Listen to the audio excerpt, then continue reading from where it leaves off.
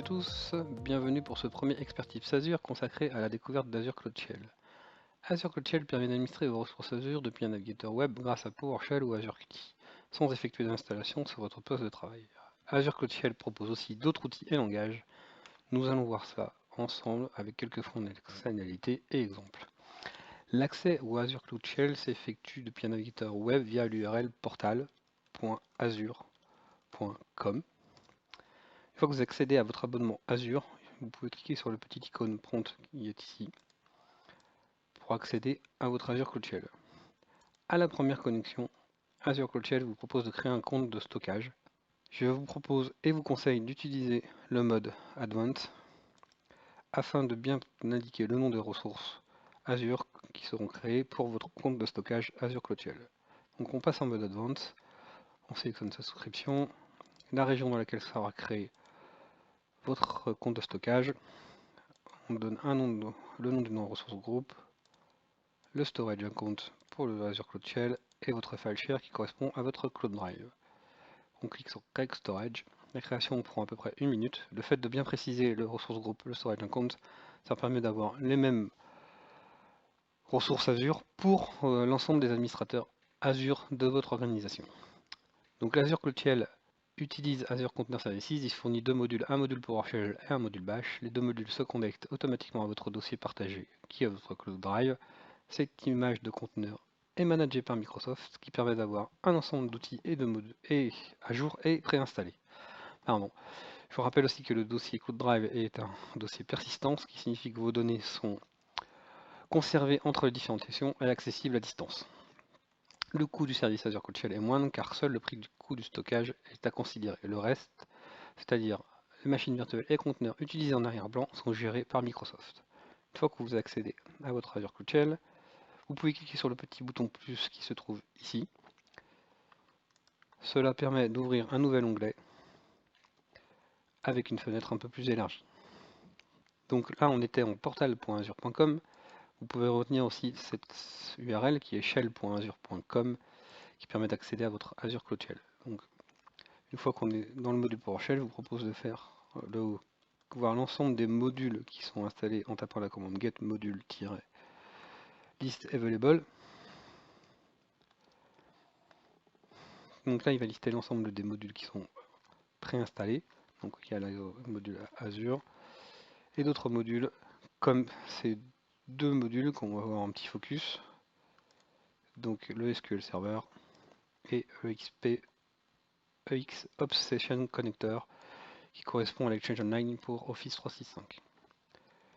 Donc on peut aussi faire un get-commande étoile Azure AD étoile, ce qui permet de lister l'ensemble des commandes Azure avec un seul R pour gérer votre Azure Active Directory. Donc une fois qu'on a fait ça, je vous propose de passer sur le module Bash pour passer sur l'Azure CLI. Donc Azure CLI propose un mode interactif que je trouve assez intéressant, que je vais vous montrer. Donc là, il charge une petite extension, il l'installe. Ça prend une petite minute en fait. Yes.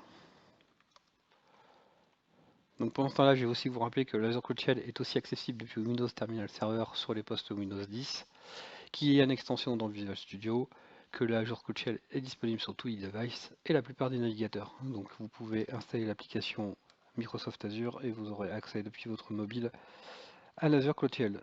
Donc là, si on fait AZ maintenant, groupe, voilà, le module est chargé. Donc ça fait une petite aide en ligne pour se rappeler en fait de la syntaxe des commandes. Si je fais AZ group list, donc là on voit c'est manage resource group on template deployment. Si on fait list, il va nous lister en fait l'ensemble des ressources groupes de mon abonnement. Là je suis en mode JSON. Pour passer en mode table, on fait un "-o", espace, donc là table. Et voilà, et en dessous il fournit un petit aide à chaque fois. Donc si on fait par exemple AZ VM create espace, et là il va nous dire ce qu'il faut utiliser comme paramètre. Donc ça c'était juste pour vous montrer le mode interactif. Donc on sort du mode interactif en faisant un CTRL D. Donc une fois qu'on est sorti du mode interactif, je vais vous donner deux URL en fait qui donnent la liste des outils et fonctionnalités du Azure Cloud Shell. Donc là on a les outils pour Linux, Bash, Shell, les outils Azure, donc l'Azure CLI, la Z-Copy pour faire les uploads download de fichiers, ce qui peut être assez pratique, les éditeurs de texte de type Linux comme Nano, Vim, les commandes Git pour le contrôle de code source et la versionning, la partie conteneur avec kubectl et Docker et les commandes Helm, d'autres langages et outils comme Python, Ansible, Puppet et les solutions HashiCorp avec Packer et Terraform. Donc pour Terraform, ça peut être assez pratique. Si vous avez des scripts de provisioning, vous pouvez les charger directement dans votre Azure Cloud Shell et les exécuter. La deuxième commande, c'est de vous rappeler qu'en fait, depuis peu, l'Azure Cloud Shell est disponible sur le GitHub. Voilà, c'était tout pour cette petite présentation d'Azure Cloud Shell. N'hésitez pas à nous contacter pour plus d'informations.